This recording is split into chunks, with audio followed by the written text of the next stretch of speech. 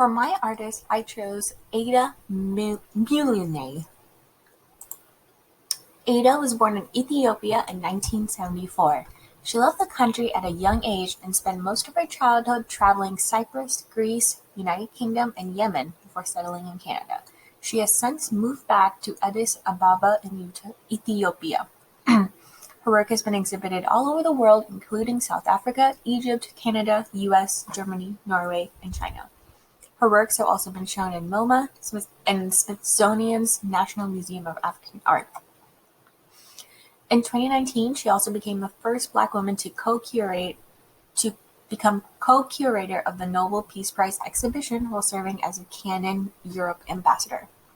She's also the founder and director of Addis Photo Fest, the first international photography festival in East Africa, hosted since 2010 in the city of Addis Ababa. This is her first collection, the 99 series, made in 2013. All of her artwork is related to her culture in Ethiopia and just the general concept of being a person of color, being a Black person. The 99 series in particular is about exile and blood, or bloodshed, mourning, bitterness, those types of things. Road to Glory. She uses a lot of primary colors later on. This is her most recent work, and you can see the transition in when I show the in-between art pieces. But she uses a lot of the primary colors. A lot of her work is very flat, or it lacks shadows. It appears more graphic than photographic, which is part of her style. It's very eye-catching in that way. This is 2017 collection, The Memory of Hope. This is the artworks that I saw specifically that made me interested in doing more research about her, particularly the way the colors were bright, or the way it was very surreal, and all the patterns made everything look very interesting. Like how both sides at the far left, the dark blue background with the gradient and the hanging bananas was very surreal, very interesting to look at, and it made me want to know more of what was happening. And then when I saw The American Dream, I really wanted to do more research to know what was going on, or what kind of process she went through to get this type of striking and almost pop art kind of style. So Water Life, in 2018.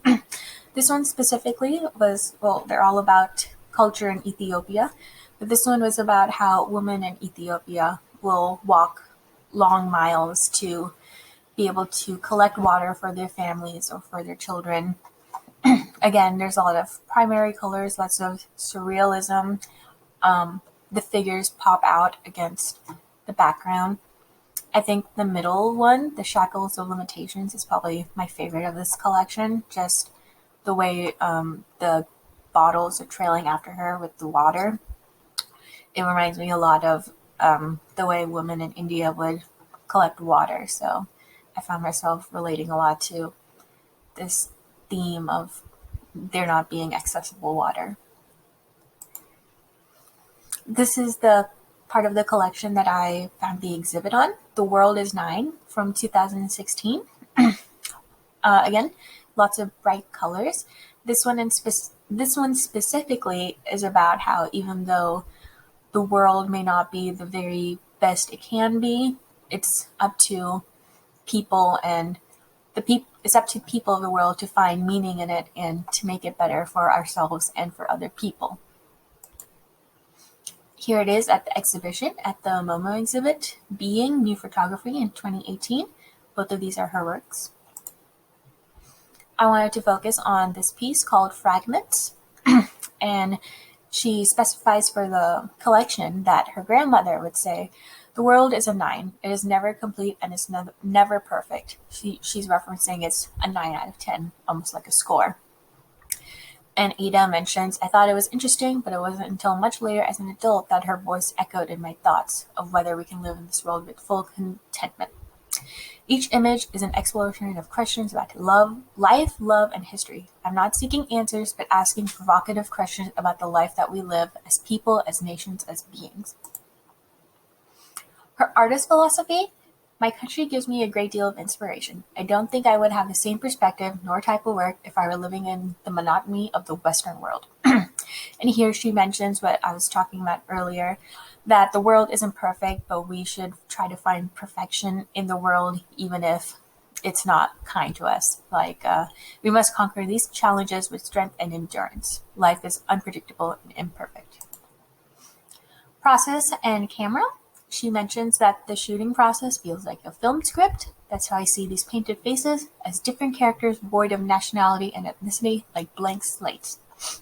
And she mentions here that she likes to focus on the basics like a painter, which are the primary colors. Color is her first and foremost focus. Yeah, she also references how color and the primary colors is a reference to her culture. And yeah, this is just going back to her focus on primary colors. She mentions that for the water aid in June 2018, the previous slide of women collecting water in Ethiopia and the struggle with that, she used a Canon EOS 5D Mark III, and she didn't find any glitches, and she mentions aspect ratio and then certain things that she did to get the framing right. And she found the color retention and balance on the Canon EOS 5D Mark IV great. She mentions all of that, and she mentions how it's good for both her artwork and her photojournalism work as well. Here are the details I found on the Canon website, Canon camera website that they specified. And here's a short video. For some reason I can't play it. It's not letting me, but it's just her. It's just a short explanation about the Road of Glory collection, exploring the Nobel Peace Prize 2020. And here are my credits.